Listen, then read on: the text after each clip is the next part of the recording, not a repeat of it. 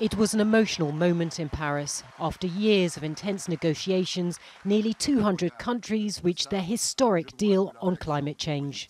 I see the reaction is positive. I see no objections. The Paris Agreement is adopted.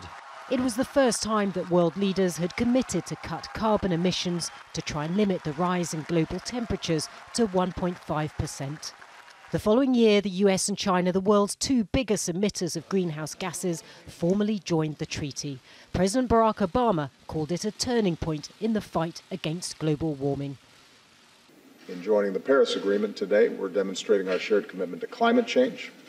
A few months later, a new leader was in the White House with a different message from Washington. Donald Trump, who once called climate change a hoax, soon began undoing some of Obama's environmental regulations.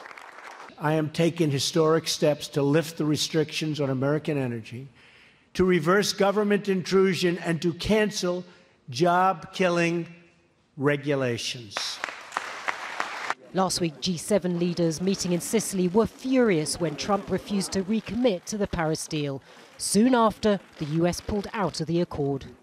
Trump's decision is particularly disappointing for France because it was here that the treaty was signed, and so many people worked so hard to make it happen.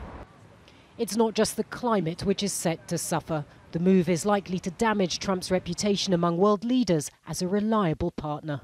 I cannot envision that having no consequences in terms of other collaborations with the US in terms of trade or commercial agreements. There might be repercussions.